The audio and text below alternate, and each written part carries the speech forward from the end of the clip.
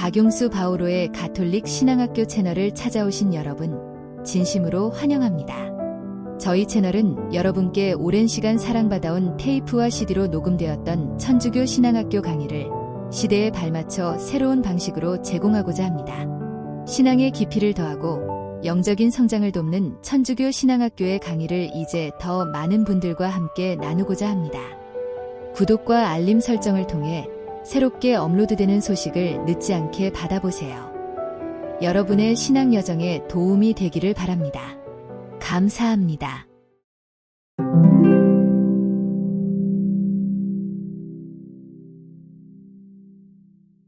성부와 성자와 성령의 이름으로 아멘.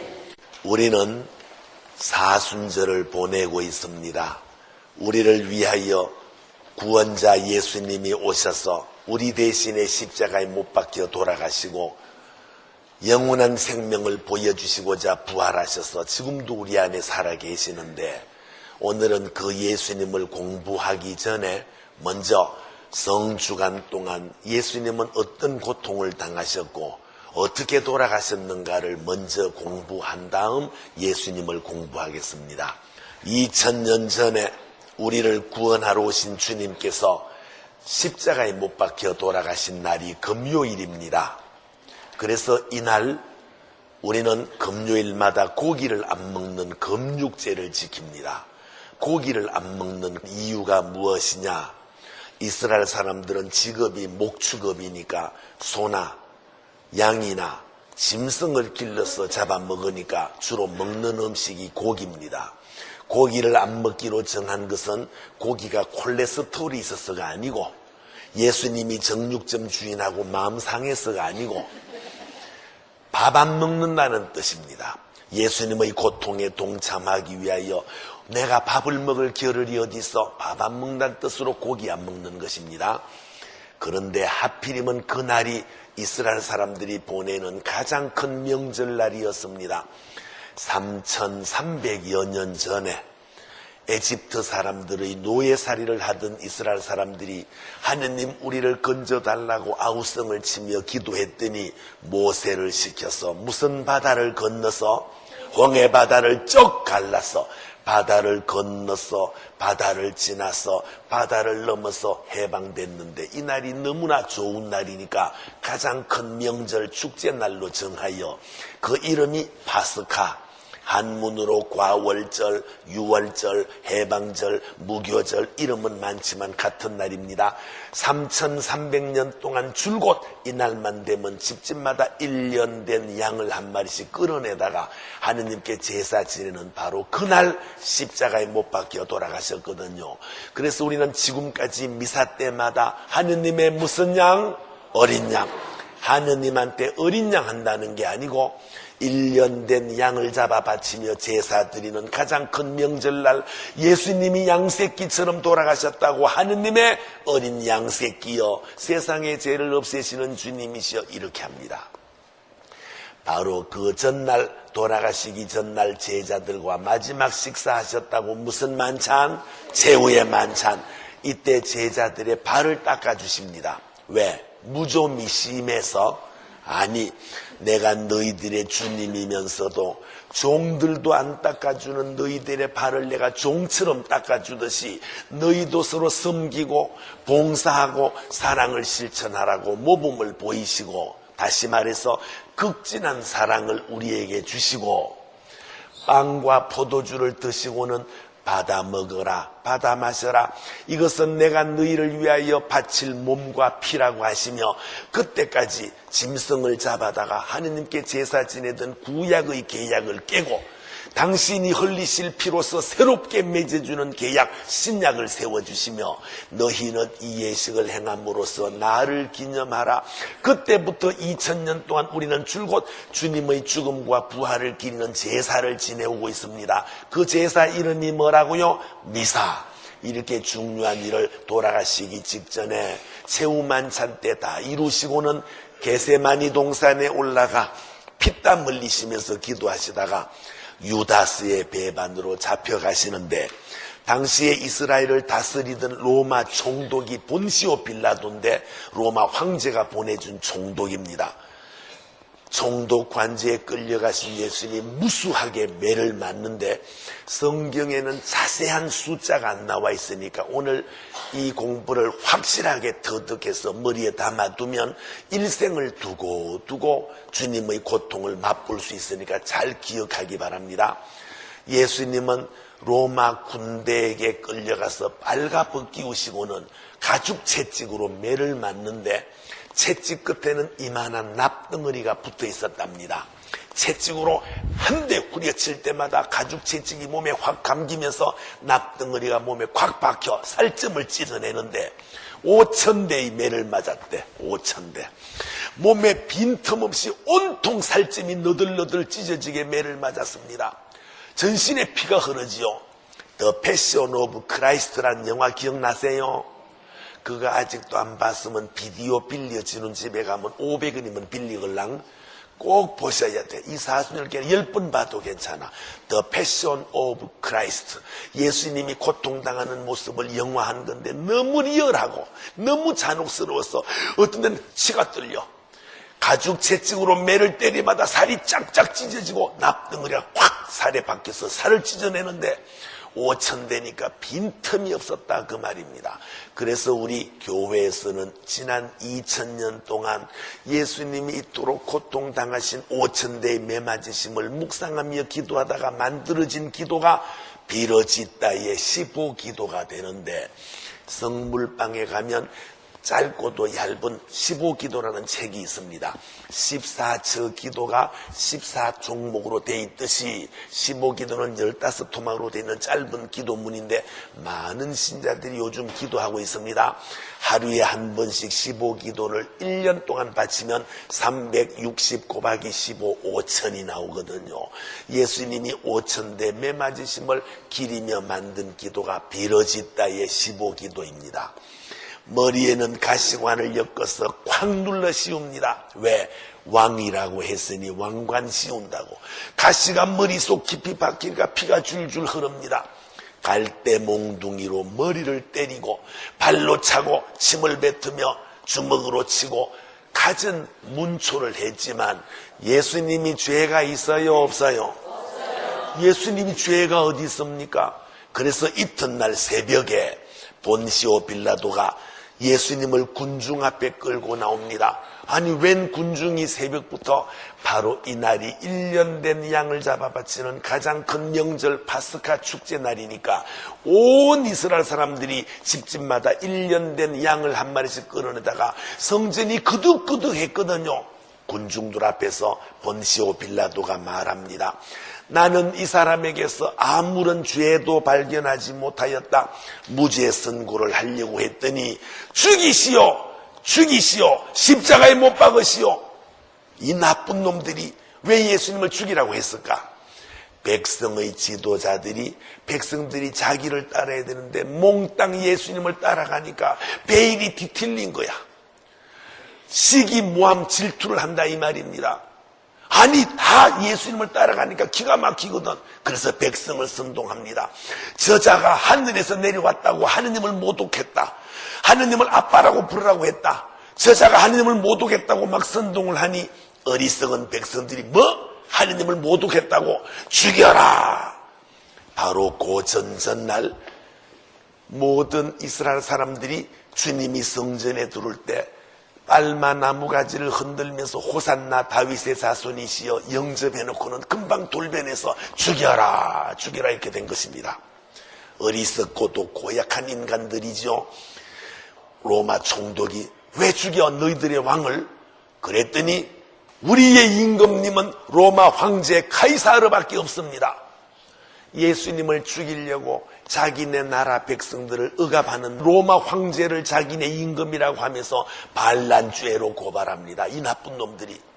본시오 빌라도 총독은 로마 황제의 부하니까 황제가 있는데도 또 왕이라고 떠드는 사람을 처단하지 않으면 반란자를 놔두는 뜻밖에 안 되니까 이거 큰일 났거든. 군중들이 들고 일어나니까 골치 아프겠거든. 물을 떠오게 해서는 손을 씻으면서 나는 저 사람의 죽음에 대해서는 책임이 없다 발뺌을 하고는 사형 언도를 내립니다. 그래서 2000년 동안 우리 교회에서는 뒤에서 말 많고 불평이나 하고 남을 헐뜯기나 하고 지는 똑똑히 못 살면서 큰 소리 치는 사람을 본시오 빌라도 닮은 놈이래. 그게 우리 농담이지만 본시오 빌라도가 죄 없는 예수님 밤새도록 문주해도 무죄하다면 석방해야 되는데 골치 아플 때가 사형언도를 내립니다. 예수님이 십자가를 지고 가는데 전봇대보다 더 우직한 통나무를 지고 갑니다. 왜? 사람을 매달아 못 박아 죽이는 사형털 뭐 이쁘게 단장했겠습니까? 가다가 여러 번 넘어지시고 넘어질 때마다 채찍질 발길질을 해서 결국은 예수님은 기절해버려. 그 많은 군중들 중에 로마 병정들이 너 이리 나와! 강제로 노역을 시키는데 그게 바로 기린의 사람 시몬이라는 사람인데 십자가에 길기도 하다 보면 시몬이 예수님의 십자가를 지고 가심을 묵상합시다. 그런 대목이지요. 그래서 우리는 저도 이 세상의 고통을 주님의 십자가 같이 지는 마음으로 잘 살게 해달라고 그렇게 기도하는데 시몬에게 억지로 십자가를 지고 가게 합니다. 골고타 해골산이라는 공동묘지에 끌려 올라가신 예수님 빨가벗 끼워서 못이 박히는데 못이 3개였답니다. 하나는 여기. 왜 여기 박았을까? 여기에 못을 박으면 십자가 세웠을 때 몸무게와 아파서 움직이면 찢어진대. 여기다 하나 박고 여기다 하나 박고 두 발을 모아서 몸에 못이 3개인데 이런 이쁜 못 같으면요 딱 떼고 망치로 탁 치면 쏙 들어가지만 이런 못 없었어. 3조각을 불에 닳고서 망치로 두드려 만든 못이니까 연단집게보다 더 우직한 새창살을 여기 하나 박고 여기 하나 박고 두 발을 모아 못을 박았으니 못 3개 걸친 예수님 십자가 세웠을 때 청 늘어집니다. 절대 저런 모습 아닙니다. 지금 누워있는 모습이지 매달린 모습 아니잖아요. 깨구리가 매달렸다고 상상해봐. 청 늘어져. 가슴은 뒤틀리고 심장마비 일어나기 직전인데 경련이 일어나 혼미한 상태에서. 그런데 예수님 실제로 어떤 모습이었을까? 헉헉대면서 팔이 너무나 팔이 아파 찢어지니까 다리에 힘을 좀 주면 팔은 덜 아프죠. 발이 또 찢어져. 발이 너무 아파서 무릎을 또 굽이면 또 팔이 찢어져. 이렇게 12시에 못 박히신 예수님 오후 3시까지 신음하시다가 오후 3시께에 이제 다 이루어졌다 하시고는 고개를 숙이시며 아버지 제 영을 아버지 손에 맡기나이다 하시고는 숨을 거두셨다.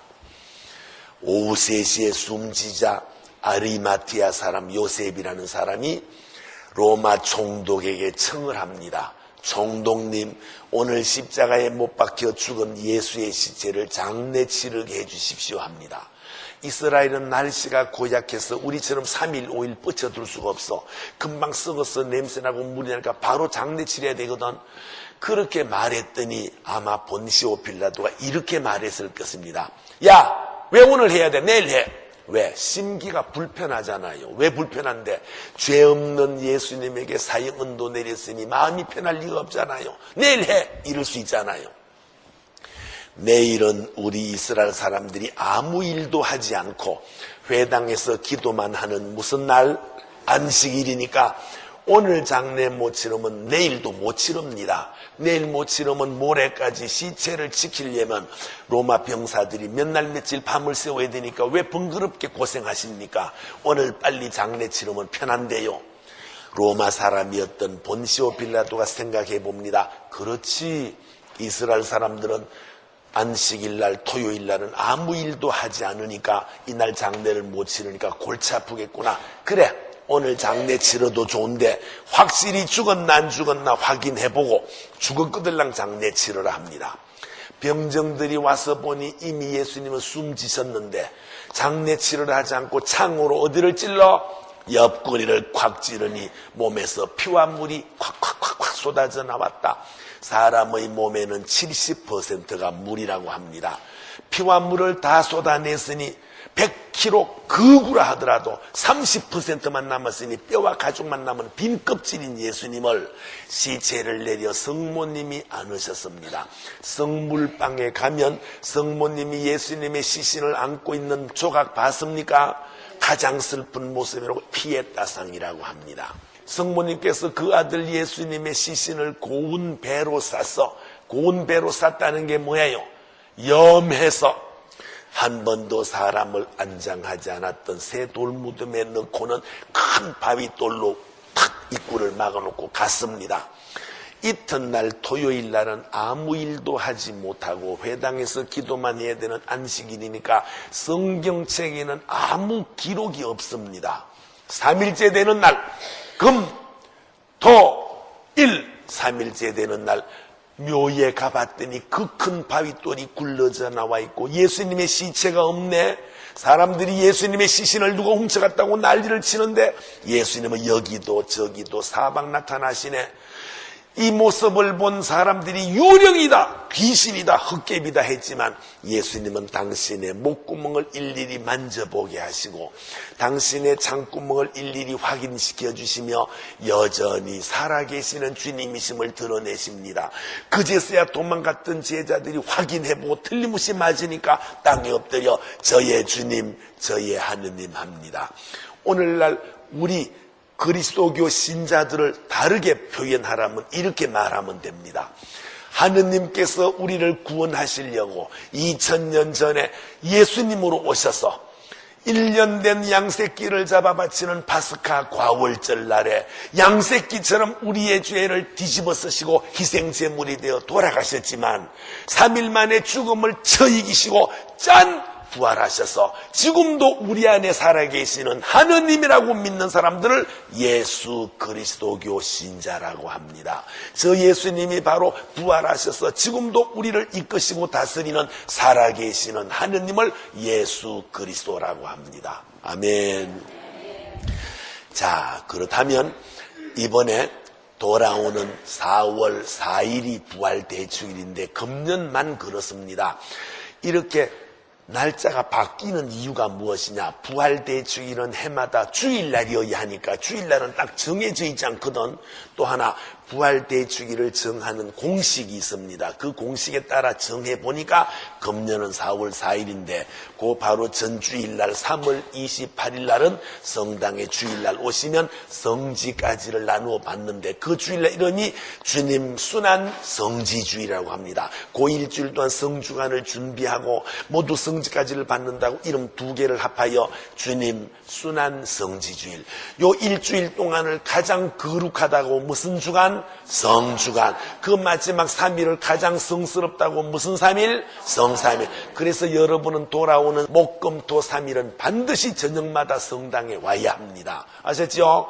그 내용은 다음번에 2단계 때 자세히 배우도록 하고 이번에 성목요일, 성금요일, 성토일 반드시 와야 하고 부활 때에 은총을 듬뿍 받고자 지금 사순절을 보내고 있다. 요까지만 하고 지금부터 우리 첫날 1월 달에 피정할 때 배웠던 내용을 짧게 복습할 텐데 틀려도 좋으니까 크게 대답하셔야 합니다. 하느님은 무슨 하느님?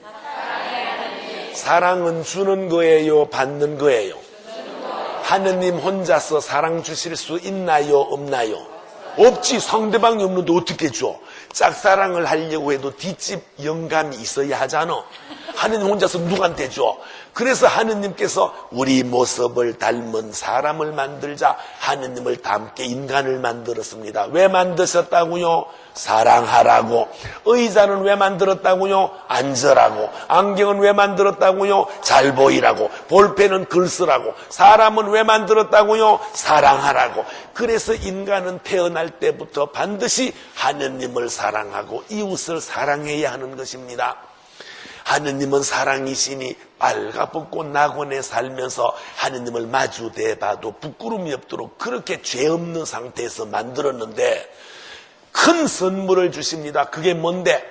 하느님께서 수없이 많은 과일나무를 심어주시고 너희들 마음대로 따먹으라 자유를 줬다 이 말입니다. 그래서 인간은 주인의식을 가지고 이 세상을 다스리는 만물의 영장인데 자유를 받았기 때문에 모든 결정이 인간 스스로 합니다. 그래서 잘했을 때는 상을 받고 잘못했을 때는 벌을 받게 돼 있다 이 말입니다. 짐승들은 자유의지가 없으니까 선과 악을 구별하지 못하니까 반드시 잘해도 상 없고 잘못해도 벌이 없습니다. 돼지 교도소 없잖아요.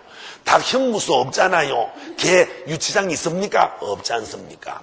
그런데 하느님께서 한가운데 있는 요것만은 따먹지 말아라. 이건 인간이 반드시 지켜야 될 법을 그렇게 상징해서 지은 말인데 그걸 따먹어야 합니까? 안 따먹어야 합니까?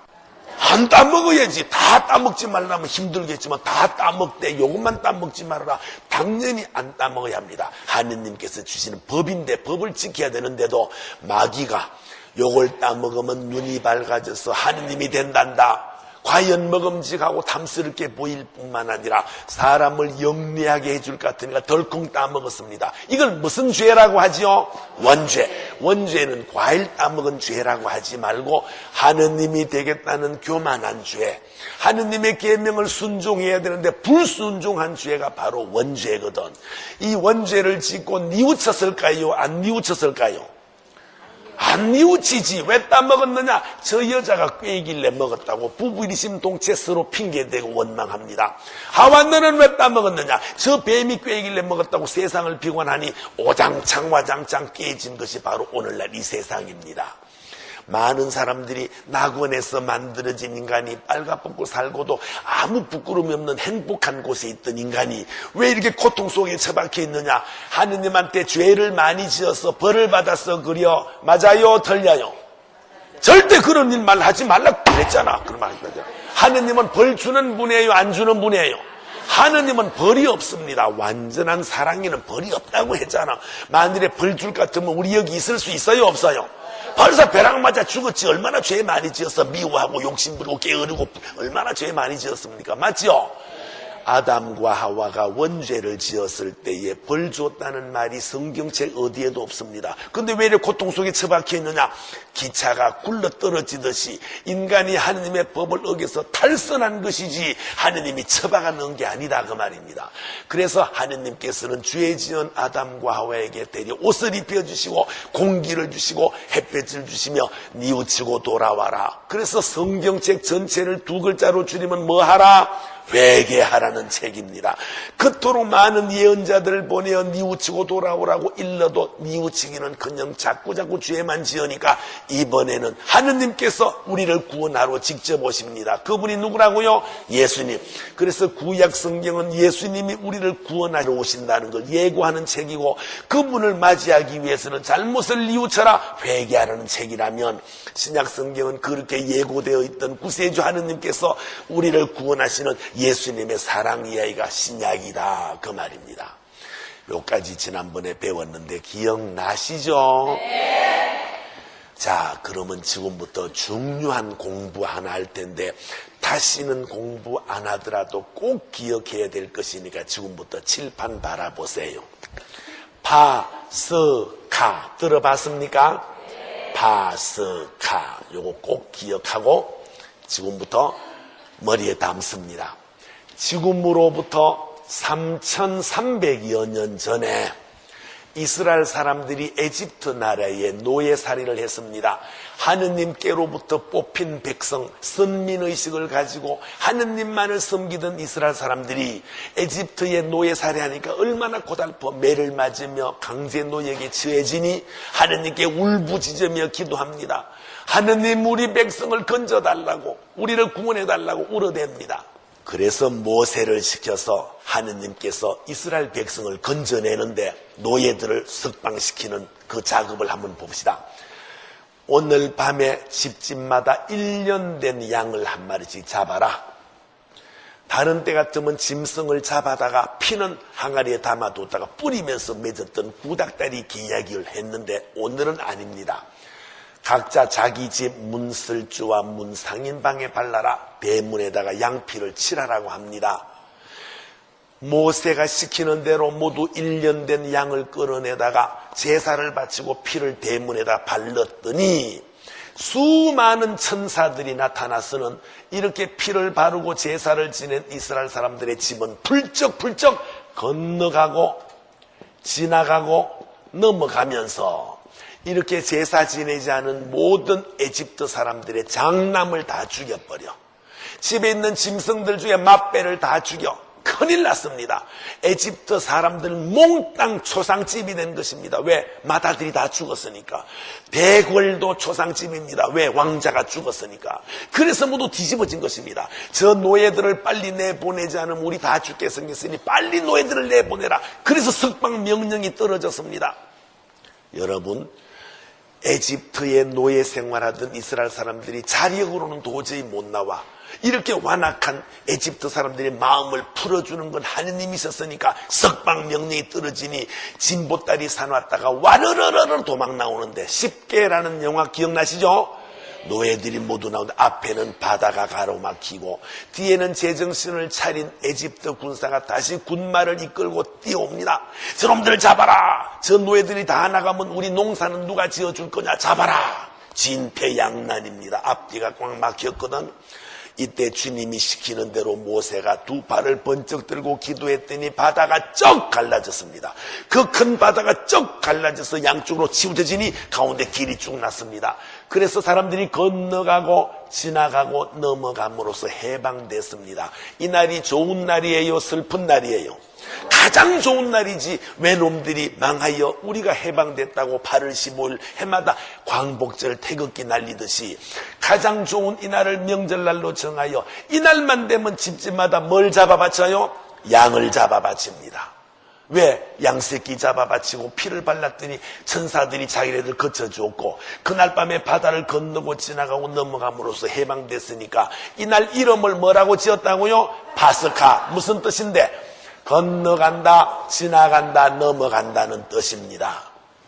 이걸 영어로 고치면 패스오바. 우리 교재에 다 씌어 있습니다. 패스오바. 건너간다, 지나간다, 넘어간다. 한문으로 고치면 과월절. 한문 한번 보세요. 과자가 무슨 과자냐? 지나간다는 뜻입니다. 지나치게 마시면 과음, 지나치게 달리면 과속, 지나치게 먹으면 과식. 과는 지나친다 이 말이거든. 월자가 무슨 뜻일까요? 넘는다는 뜻입니다. 도둑놈이 담 뛰어넘는 걸 뭐라고요? 월장한다. 이북에서 이남으로 넘어오는 걸 뭐라고요? 월남. 넘어가면 겨울을 지나가는 걸 뭐라 그래요? 월동. 이렇게 월 한 말은 넘어간다, 지나간다. 또 다른 말로 유월절 같은 말입니다. 해방됐다고 해방절. 누룩 넣지 않는 빵을 먹는다고 뭐라고 불러요? 무교절. 명동의 낙지골목 무교동이 아니고 없을 무자, 누룩교자. 누룩 넣지 않는 빵을 먹는다고 무교절. 왜 누룩을 안 넣어? 밀가루 반죽에다 누룩을 넣으면 부풀러서 카스테라처럼 보들보들 맛있는 빵이 되지만 시간이 오래 걸리니까 그날 밤으로 석방시키려니까 시간 걸리면 안 되니까 빈대떡 구워 먹듯이 누룩 넣지 않는 빵을 먹으라고 했거든. 그래서 그 이름을 지금까지도 무교절이라고 부르는데 이렇게 이름은 많아도 같은 날입니다. 해마다 이날만 되면 1년 된 양을 지금까지 3300년 동안 바쳐오는데 2000년 전에 예수님이 십자가에 못 박혀 돌아가시던 날이 바로 1년 된 양을 잡아 바치는 파스카 명절날 돌아가셨거든요. 그래서 우리는 미사 때마다 하느님의 무슨 양? 어린 양, 양새끼처럼 우리 대신에 돌아가신 구세주 예수님을 하느님의 어린 양이라고 합니다. 그때까지만 해도 짐승을 잡아 바치고 피를 뿌리며 맺었던 구닥다리 계약을 두 자로 뭐라고요? 구약. 이걸 깨없애시고 최후만찬 때에 당신이 흘리실 피를 가지고 인간과 하느님 사이를 완전하고도 새로운 계약을 맺어줍니다. 그 새 계약을 뭐라고요? 신약. 그래서 우리는 예수님이 신약을 완성하시고 구약을 없앴으니까 지금은 짐승을 잡아 바치는 것이 아니라 예수님을 제물로 우리의 정성을 더하여 미사라는 제사를 바치고 있다 이 말입니다. 그런데 여기 이 설명은 초등학교 애들한테 가르쳐도 다 알아. 어지간한 예비신자들도 다 압니다. 그걸 강조하는 게 아니에요. 옛날에 3300여 년 전에 홍해바다를 이스라엘 사람들이 건너서 해방됐거나 말거나 2000년 전에 예수님이 바로 그날 십자가에 못 박혀 돌아가셨거나 말거나 나하고 무슨 상관이 있어, 이렇게 말하면 이거 다 소용없는 소리입니다. 신앙은 내 문제거든, 남 문제가 아니고, 내가 건너가고 내가 지나가고 내가 넘어가 있는 내가 파스카 해야 되는 게 문제다 이 말입니다. 그래서 우리 성당에서는 뭐든지 파스카라고 합니다. 잘 보세요. 세례 받는 것도 파스카, 고해성사 보는 것도 파스카, 심지어 신앙학교 오는 것도 파스카라고 부릅니다. 왜 파스카냐? 세례 받기 전에는 마귀의 지배하에서 어둠 속을 헤매었지만 세례를 받음으로써 하느님의 아들, 딸이 되어 주님께로 건너가고 주님께로 나가니까 이게 뭐라고요? 파스카. 그래서 세례 받는 게 파스카라고 해. 고해성사 보는 게 왜 파스카냐? 죄를 짓고 마귀의 지배하에서 허우적이고 있었지만 모든 잘못을 뉘우쳐 용서받고 은총의 상태로 건너가고 지나가니까 뭐라고요? 파스카. 오늘 신앙학교 오는 게 왜 파스카냐? 몰랐던 주님 말씀 하나라도 새겨서 내 잘못을 뉘우쳐 용서받고 고약한 성질 뜯어고쳐 한 걸음 한 걸음 주님께 건너가니까 뭐라고요? 파스카. 그럼 누가 변해야 돼? 누가 변해야 돼? 언제부터? 만세! 지금 만세 부르신 분만 복 받으세요. 만세 안 부르신 분은 가다가 자빠지란 건 아니고 복을 못 받아. 다시, 누가 변해야 돼?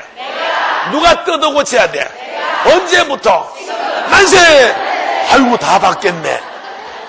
신앙은요, 너 니나 잘해라 이게 아니야. 마귀하고 싸우는 게 아니야. 자기와의 싸움이니까 게을 부리지 말고 벌떡 일어나서 기도하고 부지런 떨고 활동하고 이웃사랑, 가족사랑 실천하고 자기가 변해야 된다. 그래서 우리 모두 파스카 해야 하는데, 이번에 사순절을 보내고 해마다 부활절을 준비하는 이유가 뭐냐? 묵은 인간을 깨없애고 새로운 인간으로 파스카 하려고 해마다 사순절을 보내니까 누가 변해야 돼? 누가 뜯어고쳐야 돼? 언제부터? 박수. 이제 파스카는 바로 내가 변화되고 내가 한 걸음 더 주님께 나가는 것이라는 걸 기억하고, 우리 교재에 보면 그리스도 있죠? 요거부터 먼저 한번 해봅시다. 예수는 무슨 뜻이며 그리스도는 무슨 뜻인가? 그럼 합하여 예수 그리스도가 무슨 뜻인가 오늘 설명을 드리고 칠판에 적어놓고 외우는데, 제가 한 분 한 분 마이크를 들이대면서 예수 그리스도가 무슨 뜻입니까? 물을 때에 어물어물하거나 대답 못하면 오늘 미리 정합시다. 간식 안 먹깁니다. 저놈은 꼭 먹는 거 가지고 난리냐 이러지 뭐 외우면 되잖아. 오늘 간식만 안 먹으면 되느냐? 안 돼. 5시에 반드시 그분은 남아야 돼.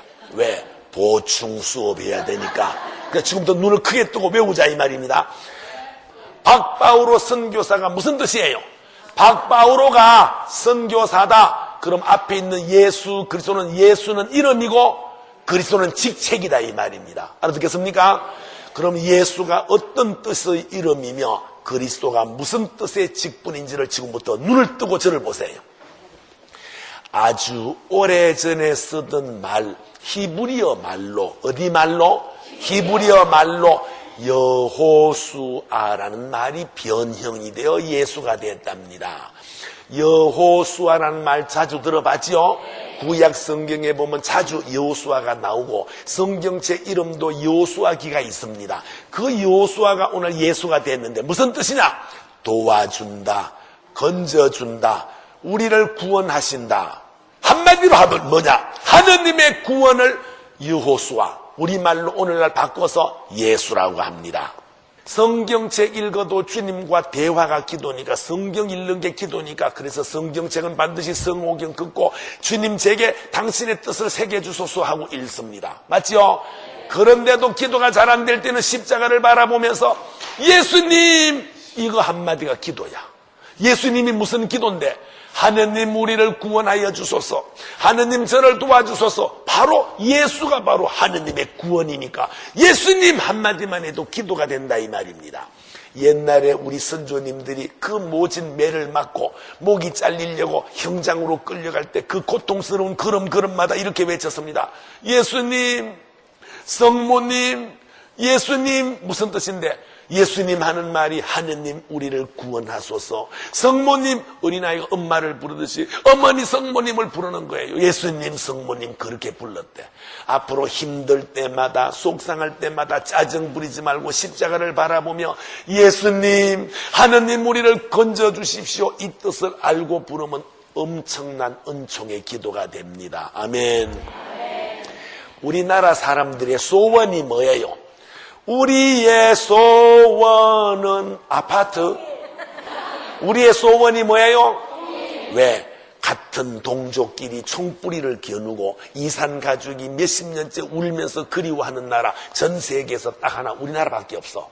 독일도 통일됐고 월남도 통일됐는데 우리만 아직도 이산 가족이 울면서 지내니까 우리의 소원은 통일입니다.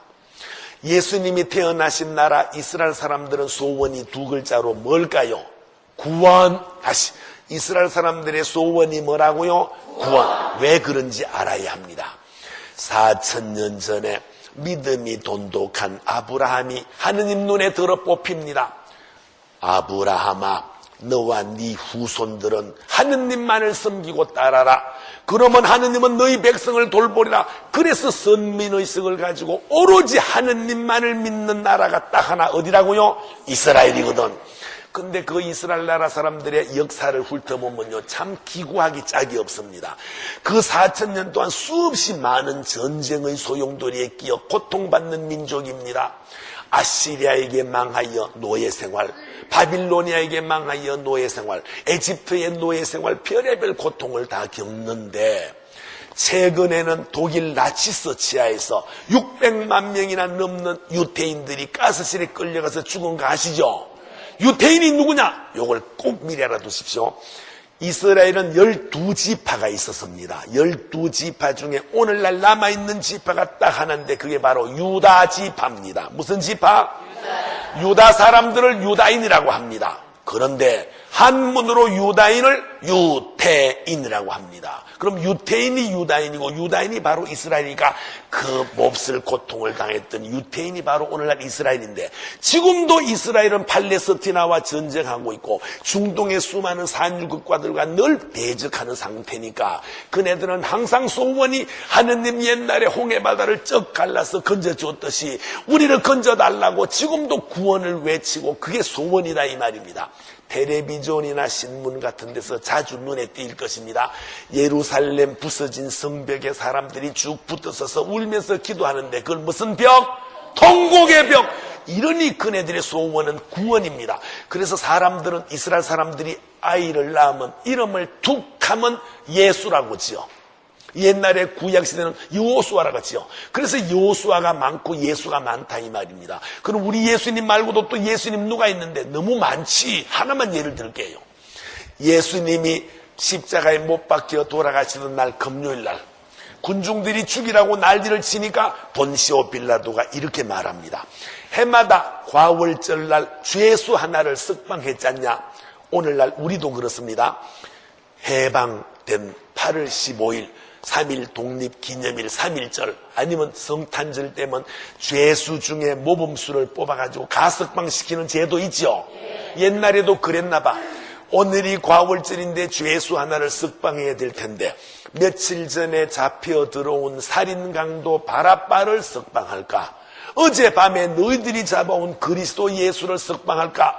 군중들이 바라바를 놓아주시오. 바라바를 놓아주시오. 그래서 살인강도 바라바는 과월절 파스카 명절날 가석방되어 나가고 우리 주님 예수님은 사형 선고를 받으셨거든요.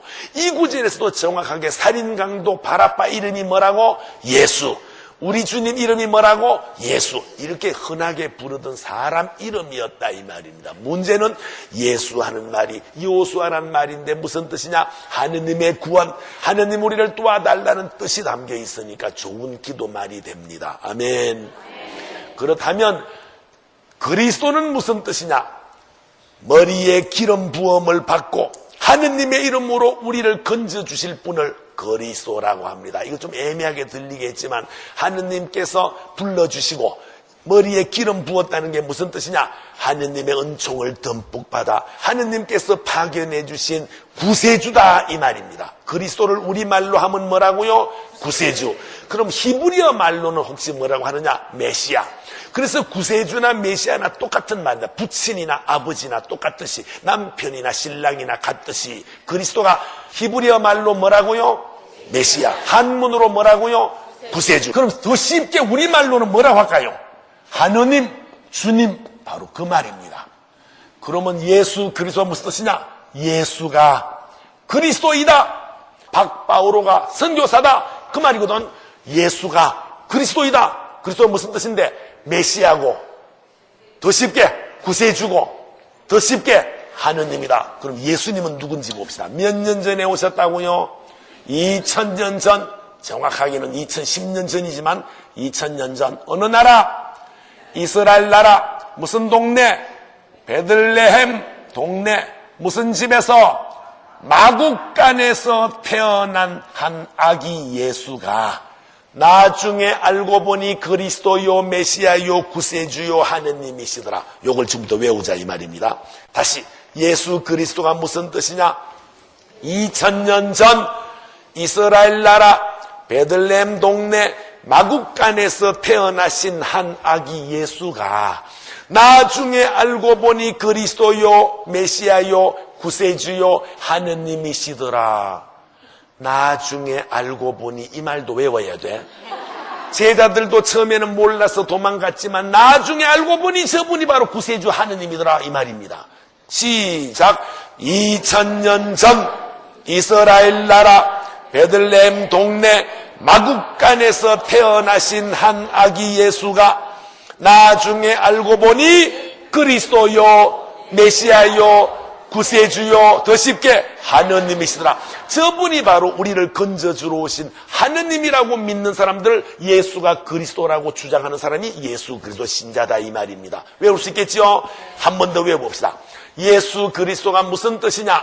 2000년 전 이스라엘 나라 베들레헴 동네 마국간에서 태어나신 한 아기 예수가 나중에 알고 보니 그리스도요 메시아요 구세주요 하느님이시더라. 더 쉽게 말해서 저분이 바로 우리를 구원하러 오신 하느님이다 이 말을 예수 그리스도. 우리 신자들은 그렇게 예수 그리스도를 통하여 비나이다 하면서도 예수 그리스도 무슨 뜻인지 모르면 안 된다 이 말입니다. 2000년 전에 아주 비참한 모습으로 마국간에서 태어났던 그 아기가 나중에 알고 봤더니 우리를 건져주러 오신 구세주 하느님이더라 이 말을 예수 그리스도라고 합니다. 아멘. 그럼 지금부터 1번부터 봅시다. 예수님은 이 세상에 태어나실 때에 우리처럼 그냥 마냥 태어난 것이 아니고 미리 예언되시고 미리 약속되시고 미리 우리에게 준비되신 실제인물이라는 것입니다. 성경책 첫 번째가 창세기인데 12장에 보면 하느님께서 아브라함을 불러서 약속을 합니다.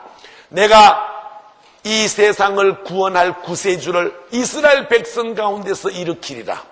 반드시 구세주 메시아는 이스라엘 사람으로 온다고 미리 약속되어 있습니다. 그래서 그네들은 항상 구세주를 기다리고 그래서 구원 그네들의 소원이 구원이다 이 말입니다. 그런데 그분이 바로 예수님이셨으니까 예수님이 이스라엘 사람으로 태어나셨다 미리 정해놓은 것입니다. 또 창세기 17장에는 하느님과 아브라함이 계약을 맺습니다. 너는 하느님만을 믿고 따라라. 그럼 하느님은 네 백성을 돌보리라. 그래서 아브라함은 자기네 집안에서 아들이 태어날 때마다 우리는 어떻게 합니까? 머리에 물을 붓고 세례를 줌으로써 하느님의 아들, 딸이 되지만 이스라엘 사람 세례가 없어. 아들의 고추끝을 찢어 칼로. 왜? 사람 몸에서 제일 중요한 게 고추니까 찌르면 뭐가 나와? 피는 생명으로 여겼으니까 피를 흘림으로써 목숨을 건다 이 말입니다. 목숨을 걸고 하느님만을 섬기는 하느님의 백성이라는 마크 찍는 거예요. 그걸 할례라고 합니다. 할례 들어봤지요? 하는 말은 쪼갠다는 뜻이다. 분할한다. 할부. 고추꽃을 찢음으로써 피를 흘리고 하느님만을 믿는 하느님 백성이라고 머리에 물을 붓고 세례받는 것이 아니라 고추를 찢어서 피를 흘리는 할례를 지금까지 받고 있다 이 말입니다. 얼마 전에 독일 나치서 지하에서 유태인들을 몽땅 죽일 때에 얼굴을 봐서는 유태인인지 아닌지 몰라. 서양 사람 비슷하니까 그래서 모두 팬티를 벗겨서 고추 검사를 한 거야. 할례 받은 자국이 있는가 없는가. 오늘날 포경수술처럼 보여. 그래서 할례 받은 사람을 몽땅 처형한 것이 600만 명이나 죽였다 이 말입니다. 알아듣겠습니까?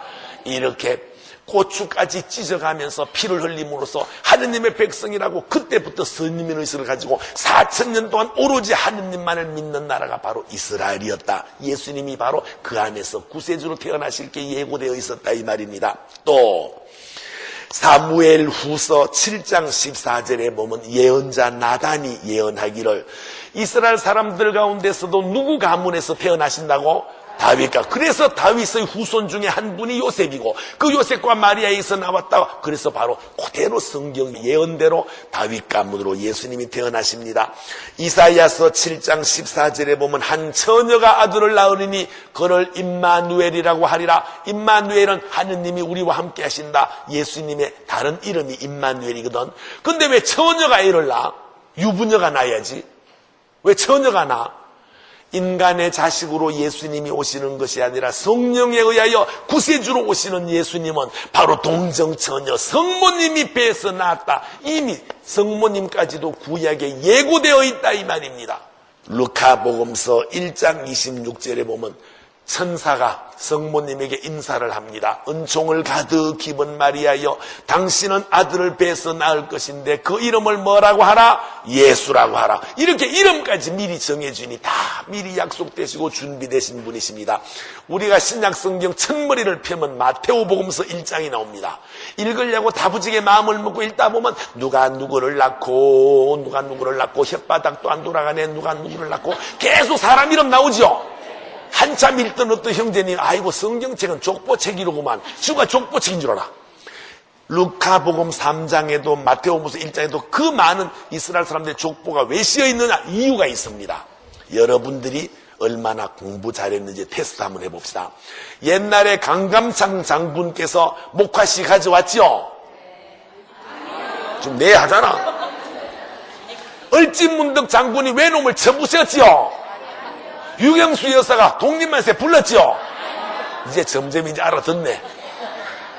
이순신 장군이 외놈을 물리쳤고 목화씨는 문익점이라는 선비가 붓뚜껑에 가져왔고 유경수가 아니라 유관순 누나가 독립만세 불렀죠?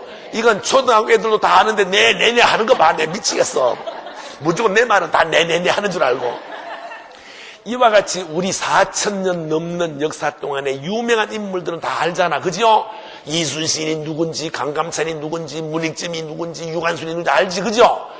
성경에 나오는 그 많은 이름 우리는 혀도 안 돌아가지만 이스라엘 사람들은 다 아는 그네들의 선조들 이름이야. 자기들 할아버지 이름이야. 그래서 줄줄줄 외워. 근데 왜 그걸 써놨느냐? 예수님은 가공의 인물이나 소설책 주인공이 아니라 실제로 어느 할아버지가 누구를 낳았고 그 할아버지가 또 누구를 낳았고 그 할아버지가 누구를 낳았고 그 다음에 다윗 임금이 태어났고 다윗이 솔로몬을 낳고 솔로몬이 또 누구를 낳고 이렇게 해서 요셉이 태어났고 그래서 요셉과 성모님 사이에서 예수님이 태어났다. 예수님이 실제로 계신 인물임을 증명하려고 족보를 그대로 써놓은 거예요. 아셨죠? 그럼 우리가 어떤 사건이 생겼을 때 그 사건이 진짜인지 가짜인지 알아내는 방법을 찾아봅시다. 제가 오늘 성당에 들어오는데 어떤 자매님이 저를 붙들고는 선교사님 기가 막힌 일이 있었는데 모르시죠? 무슨 일이 있었는데요? 우리 동네 대가리가 2개 달린 개가 태어났걸랑요. 제가 믿어요 안 믿어요? 아이고 농담도 잘하시네. 대가리가 2개 달린 개가 어디 있어요? 아니 선교사님 내 눈으로 보고 직접 말씀드리는데 그렇게 못 믿으세요? 그럼 천상 내가 확인하기 위해서 물어봐야지. 어디 있어요? 성당 뒷집에서요. 언제요? 3월 초하룻날이요. 그러면 시간과 장소가 나왔습니다. 제가 확인할 수 있어요 없어요? 확인할 수 있지. 성당 뒷집에 뛰어가서 어디서 대가리 2개 달린 개가 태어났습니까? 언제 말이에요? 3월 초하룻날이라는데요. 아, 여기 앞집이에요. 알 수 있어 없어? 대본 알 수 있어. 시간과 장소만 찾으면. 대답 안 하시는 분은 아직도 둔해서 못 알아들어. 그럼 예수님이 진짜인지 아닌지 시간과 장소를 찾아봅시다. 모두 우리 교재에 루카복음서 2장 1절 펴셔서 시간과 장소를 찾을 겸 큰 소리로 예수님이 태어나실 때 당시를 알아봅시다. 그 무렵 아우구스투스 황제에게서 칙령이 내려 온 세상이 호적 등록을 하게 되었다. 이 첫 번째 호적 등록은 키리니우스가 시리아 총독으로 있을 때에 실시되었다. 그래서 모두 호적 등록을 하러 저마다 자기 본향으로 갔다. 요셉도 갈릴레아 지방 나자렛 고을을 떠나 유다 지방 베들레헴이라고 불리는 다윗 고을로 올라갔다. 그가 다윗 집안의 자손이었기 때문이다. 그는 자기와 약혼한 마리아와 함께 호적 등록을 하러 갔는데 마리아는 임신 중이었다. 그들이 거기에 머무르는 동안 마리아는 해산날이 되어 첫 아들을 낳았다. 그들은 아기를 포대기에 싸서 구유에 뉘었다. 여관에는 그들이 들어갈 자리가 없었던 것이다. 자, 예수님의 탄생 행적을 잘 봤는데 시간을 봅시다. 그 무렵이 언제예요? 2000여 년 전 예수님이 태어날 당시, 그때 로마 황제가 누구였다고요? 아우구스투스. 그리고 총독은 누가 있었다고요? 총독도 여러 나라니까 시리아에는 키리니우스가 있었고, 예수님이 태어나신 그 자리에는 본시오 빌라도 총독이 있었고, 이렇게 쓰여 있는데 이건 성경 기록이니까 뭐 그러려니 하지 말고 이 세상 사람들이 공부하고 연구하는 역사책에도 정확하게 2000년 전에 로마 대제국의 황제가 누구라고요? 아우구스투스. 그때 호적 등록을 하라고 호구조산을 내렸다. 일반 역사책에도 정확히 나와 있으니까 시간이 일치한다 이 말입니다. 장소 봅시다. 갈릴레아 지방 나자렛 동네, 유다 지방 베들레헴 동네, 이런 지역이 지금 있어요 없어요? 가봤어요? 오, 간 사람도 있네. 여러분은 이스라엘 성지순례 갈 일 있어요 없어요? 대답 안 한 사람 죽어도 못 갈 사람들이야. 반드시 가야지. 성지순례 가야지. 맞죠? 우리 선교사들은 벌써 3번씩이나 갔다 왔거든. 혹시 이스라엘의 성지순례 가게 되면 제 이야기를 기억하면 도움될 거예요. 예수님이 태어나신 베들레헴에 가면 성당이 있는데 이름이 뭐냐? 예수 탄생 기념 성당인데 바로 예수님이 뉘었던 말구육간 그 자리는 제대 밑인데 들어가 있고 이렇게 낮아. 그래서 임금도 고개를 숙여 들어가야 돼. 덜판에 나오면 빵 5개와 물고기 2마리로 5,000명을 배불리 먹였다는 그곳에 오병이어 기념성당이 있고, 요르단 강가에 가면 예수님이 세례받은 세례 기념성당이 있습니다. 심지어 예루살렘에 가면 예수님이 십자가를 지고 가신 그 골고타 언덕을 지금도 끊임없이 전 세계 성지순례객들이 십자가의 길기도를 하며 오르고 내리고 있다 이 말입니다. 이런 것들이 요 근래 만들어졌을까요? 2000년 전부터 그대로 내려올까요?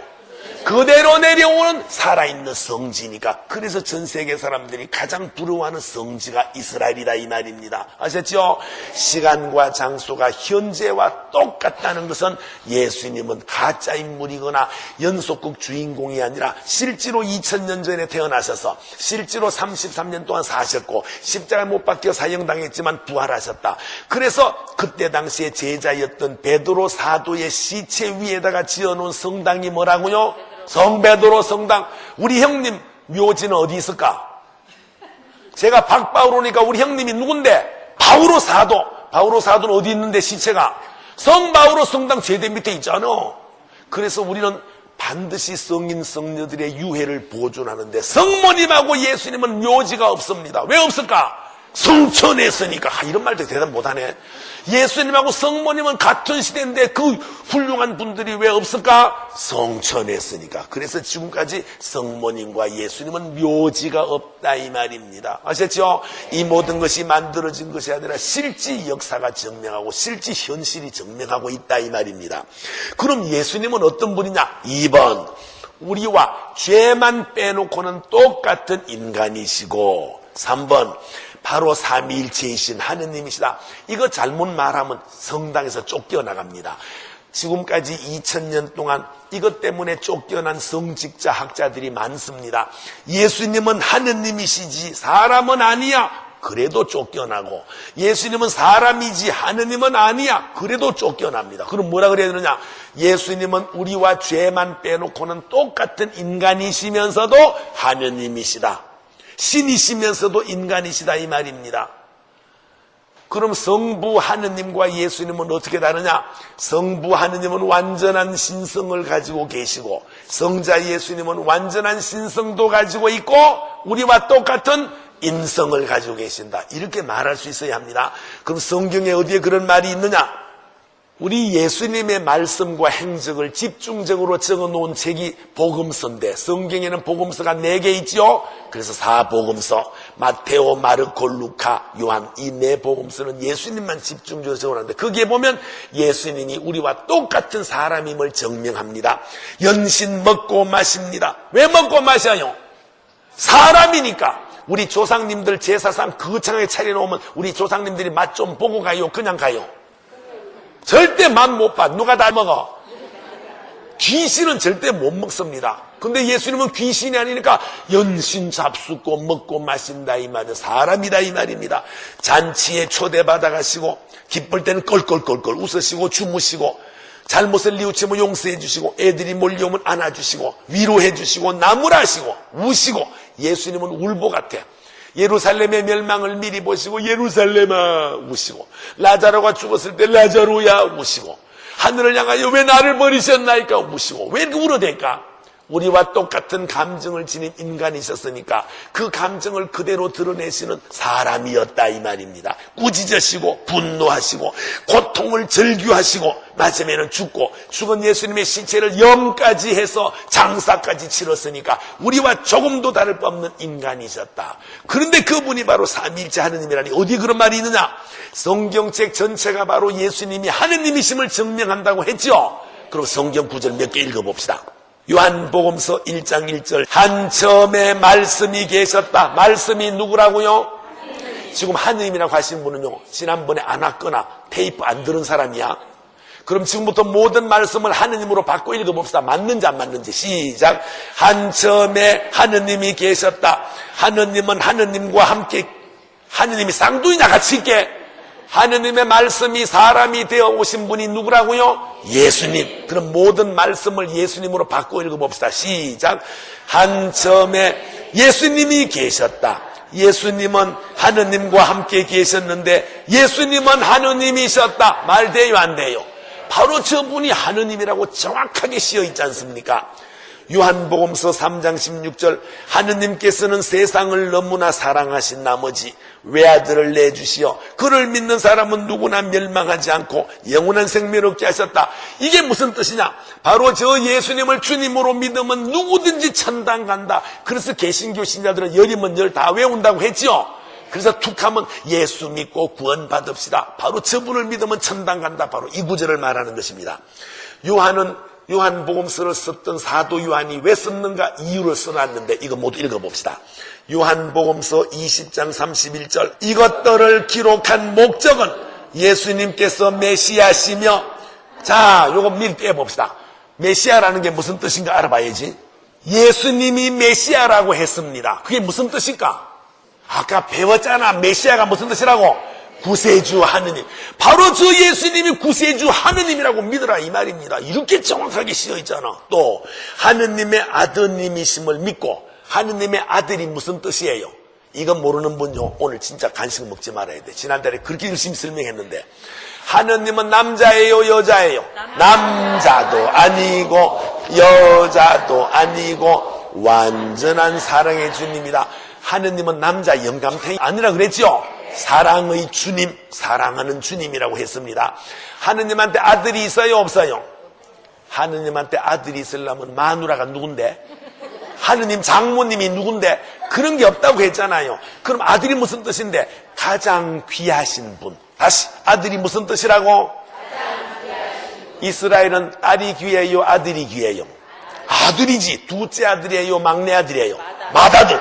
그러니까 예수님이 그렇게 맏아들을 사람들이 귀하게 여기고 하느님께 제사 받을 때도 짐승주에 맏배를 바치니까 마지가 그렇게 귀하냐? 그럼요. 마지가 우리 생명에 이어나갈 바로 내 생명보다 귀중한 우리 집안의 대들본데요. 그래서 예수님이 나는 하느님의 하나밖에 없는 외아들이다. 그 말은 하느님이 하나난 자식이란 뜻이 아니고 이 세상에 인간으로 오신 저분이 귀한 분이에요 천한 분이에요?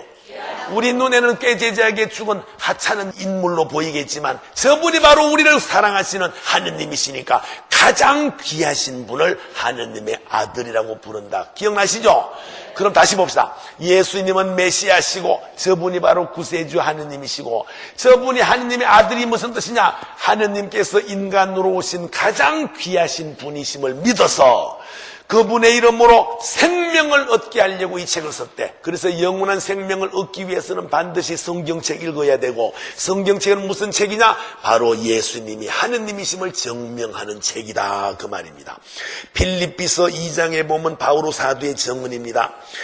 하느님과 똑같으신 예수님은 그 모든 것을 다 감추시고 오히려 비천한 인간이 되어 죽기까지, 십자가에 달려 죽기까지 하며 하느님께 순명했다. 그래서 하느님께서는 이 세상 모든 것을 예수님 앞에 무릎을 꿇고 나의 주님 하도록 그분에게 영광을 드리도록 만들었다.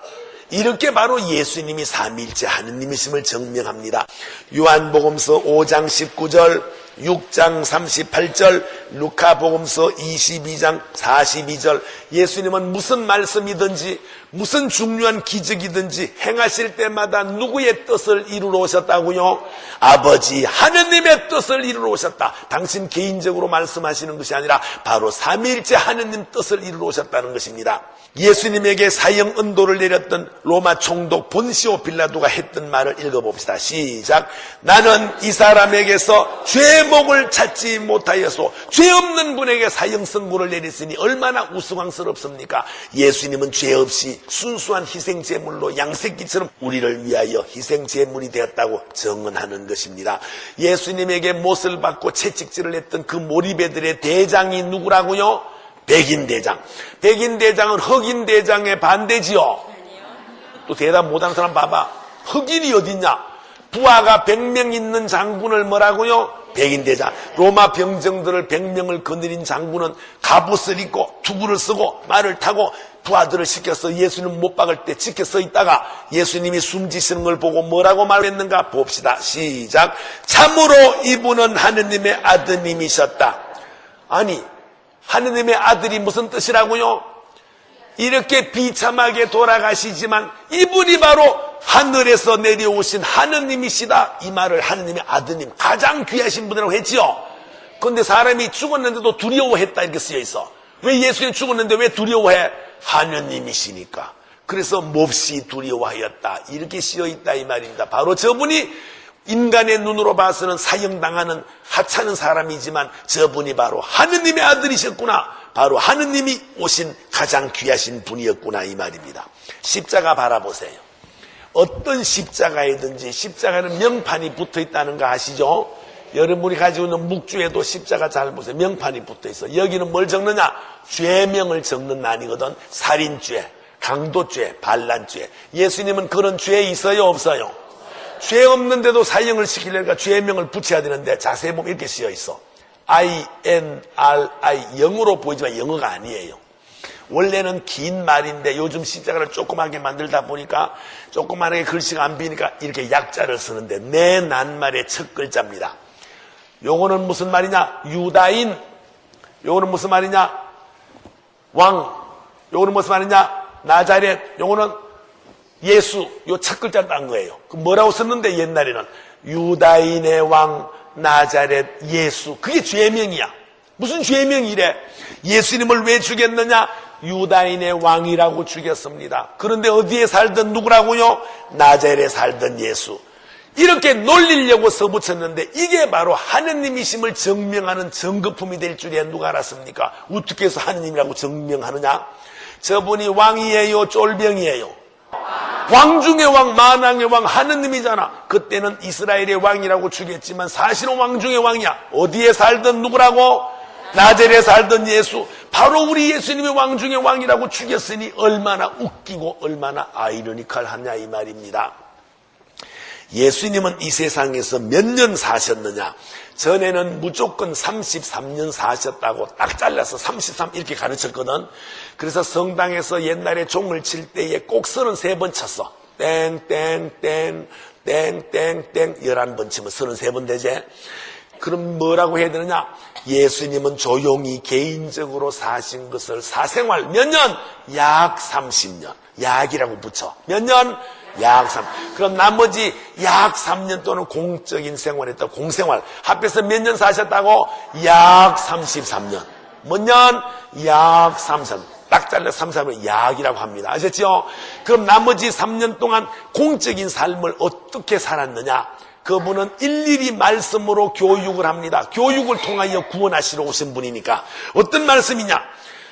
권위 있고 새롭고도 영원한 생명을 주는 복음 말씀. 내용이 뭔데? 하느님이 어떤 분이시며 하늘나라가 어떤 곳이며 어떻게 살아야 하늘나라에 가는가, 일일이 그 길을 깨우쳐 주셨습니다. 우리 그 길을 알기 때문에 성당 다닙니다. 어떻게 살아야 천당 간다고요? 잘못을 뉘우쳐 회개하고 하느님을 사랑하고 이웃을 사랑하는 생활을 두 글자로 믿음이라고 합니다. 그래서 이제부터 잘못을 뉘우쳐 용서받고 하느님 사랑, 이웃 사랑을 실천하면 천당 간다. 이거 대답 못하면 성당 헛되는 것입니다. 아셨죠? 예수님은 우리에게 천당 가는 길을 가르쳤는데 어떻게 살라고요? 잘못을 뉘우쳐 회개하고 하느님을 사랑하고 이웃을 사랑하는 생활을 두 자로 뭐라고요? 믿음. 한문으로 넉 자로 바꾸면 신앙생활. 그럼 신앙생활은 곧 하느님을 사랑하는 생활, 가족과 이웃을 사랑하는 생활인데 그게 바로 천당 가는 길입니까? 미워해야 돼? 용서해야 돼? 나눠줘야 돼? 인색하게 살아야 돼?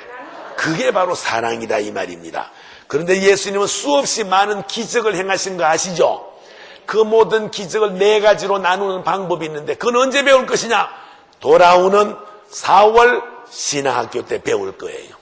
그때 예수님이 그 많은 기적이 네 가지로 나누는 방법을 일러드리고 있고, 예수님은 우리와 똑같이 인간으로 오셔서 인간으로 사시다가 인간으로 돌아가셨으니까 인간의 희노애락을 몸소 체험했으니 가장 속속 깊이 잘 아시는 분이십니다. 희노애락이 무엇이냐? 인간의 기쁨과 슬픔, 고통과 즐거움을 직접 사셨으니까 말로만 우리를 가르치는 것이 아니라 생활로서, 행동으로서 우리에게 모범을 보이시고, 1년 된 양을 잡아 바치는 파스카 과월절 날에 양새끼처럼 희생 제물이 되심으로써 하느님의 어린 양, 그래서 우리를 교회를 통하여 구원하시려고 교회 공동체를 세워주었으니 우리 모두 교회에 붙어 있어야 돼? 떨어져 있어야 돼? 그래서 우리 모두 구역 모임에도 나가고 우리 모두 레지오도 하고 성가대도 하고 신학교도 반드시 나와야 한다. 이게 바로 주님의 뜻이라고 배웠습니다. 빌립보 베네치라고 하는 수사님이 계셨는데, 수사가 뭔지 아시죠? 수도자 중에 여자는 수녀님이라고 부르고 남자는 수사님. 이분이 임종 때에 돌아가실 때 많은 동료 수사들이 둘러서서 임종을 도우며 기도를 하는데 파리한 얼굴로 숨을 헐떡이며 마지막 말을 합니다. 수사님이 책. 뭐 달라는 거예요? 책 달라는 거잖아, 책. 무슨 책을 줬을까? 성경책을 드렸더니 아니래. 숨은 넘어가는데. 가톨릭 기도서를 줬는데 아니래, 글쎄. 제대 위에 봤더니 신부님 미사 때마다 읽는 두툼한 책, 미사 경분이길래 가져왔더니 아니래, 글쎄. 무슨 책을 다른지 알 수 있어야지. 신부님, 수녀님들이 매일같이 바치는 의무 기도책, 성무일도를 줬더니 아니래, 글쎄. 이제 줄 책이 없잖아. 눈을 쳐다봤더니 벽을 보는 것 같더래. 벽을 따라가 봤더니 십자고상이 걸려있더래. 얼른 십자가를 벗겨다가 줬더니 끼안고 입을 맞추면서 이 십자가가 내 일생의 책이었소 하고 숨졌대. 그분이 성인 됐으니까 필립보 베네치 성인이신데 모두 고개 번쩍 드세요. 십자가 보세요. 보여요? 뭐가 씌어 있습니까? 도대체 뭐가 씌어 있길래 평생을 읽은 책일까? 아니, 뭐가 씌어 있길래 죽으면서 찾던 책이 십자가인데 우리도 읽어야 되지 않습니까? 많은 성인 성녀들께서 십자가를 바라보며 주님을 만났고 저 십자가를 통하여 은혜 받았다면 우리도 십자가에 씌어 있는 주님의 뜻을 읽어야 한다 이 말입니다. 우리 눈으로는 아무리 봐도 읽을 수가 없네요. 저 십자가가 좋은 거예요? 나쁜 거예요? 좋기는 뭐가 좋아? 밥맛 없는 거지. 재수 없는 거지. 꿈에 볼까봐 진절치는 거지. 아니, 네가 선교사면 선교사지 왜 십자가를 나쁘게 말하냐 싶지요. 쥐새끼가 쥐털에 치여서 피를 흘리고 찍찍대고 죽는 모습이 흉해요? 이뻐요? 흉하지. 저 십자가 뭐예요? 생사람을 잡아다가 못을 박아서 죽이는 사형틀인데 쥐새끼가 치여서 피 흘리고 찍찍대도 죽는데 얼마나 흉합니까? 저 십자가는 가장 저주스러운 물건입니다. 옛날에 로마 사람들이 사람을 죽일 때 쓰던 사형틀이라고 보지 마세요. 왜? 로마 사람을 죽일 때는 저 십자가 쓰지 않았어. 하도 흉측하니까. 노예들을 죽일 때, 적군들을 죽일 때 십자가를 쓰니까 저 십자가는 모욕의 정표요, 저주스러운 물건이요, 꿈에 볼까봐 진절치는 물건이었다 이 말입니다. 옛날 이스라엘 사람들은 길을 가다가 십자가 눈에 띄면 침을 뱉으면 눈을 가리면서 아이 재수 없어 왜 저렇게 눈에 띄어. 그렇게 고약한 물건이 사형털, 사람 죽이던 바로 저 기구입니다. 근데 우리 신자들은 너무나 십자가를 사랑해. 안방에도 못 씌고, 건넌방에도 못 씌고, 응접실에도 못 씌고, 모가지에도 걸고, 자기 몸도 그려대. 왜 이렇게 십자가를 사랑하느냐? 외인들 눈에는 어리석게 보이겠지만 구원받을 우리들의 눈에는 하느님이 얼마나 우리를 사랑하셨으면 저렇게 십자가에 달려 나 대신에 죽기까지 하시는가. 하느님 사랑이 있다 이 말입니다. 주님의 은총이 넘친다 이 말입니다. 그래서 십자가를 사랑하는 거거든요. 그럼 오늘 저 십자가에 씌어있는 주님의 뜻을 알아들어야 돼, 못 알아들어야 돼? 그래서 이따가 확실히 깨닫고 우리에게도 십자가를 지라 했으니 내가 져야 될 십자가 무엇인지를 찾아내야 합니다. 힌트 미리 드릴게요. 그래 기도할 때 빨리빨리 될 거니까. 남편이 밤낮 술 먹고 바람 부리고 노름하고 때려. 요거 죽여야 돼, 이혼해야 돼? 두 개 다 해야 돼? 주님께 열심히 기도 바치고 남편을 최선을 다하여 보필하는 것이 그 부인이 십자가를 잘 지는 거예요. 부모님이 치매병에 걸려서 똥을 벽에다 칠한다. 양로원에 보내야 돼, 쥐약 먹여야 돼.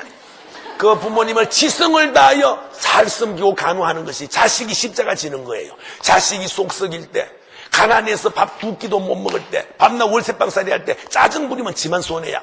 그 모든 것을 내게 주신 십자가로 여기고 달게 지는 것이 바로 내 삶이라면, 몸이 아파서 쩔뚝댈 때 이걸 비관하면 지만 서러워. 이 몸을 잘 다스려서 하느님께 감사드리고 살면 그게 바로 자기 십자가다 이 말입니다. 이 십자가 바로 천당 열쇠다 이 말입니다. 천당 열쇠. 우리가 천당 가느냐 못 가느냐, 이 십자가를 잘 지고 가느냐, 빈손으로 내버리고 열쇠 없이 가느냐, 이 뜻입니다. 알아듣겠죠? 그래서 각자가 다 고통이나 슬픔이나 아픔이나 내가 싫어하는 게 있는데 그 십자가를 찾아내어 잘 지고 그동안에 알게 모르게 지은 모든 죄를 제 탓이라 뉘우쳐서 오늘 가장 복된 날 만들어서 아직 판공성사 안 보신 분은 빨리 판공성사 보고 내 가족과 이웃들, 내 주위의 사람들에게 판공성사 보도록 구원해서 이번에 가장 복된 부활대주기를 맞이하자는 것입니다. 아멘.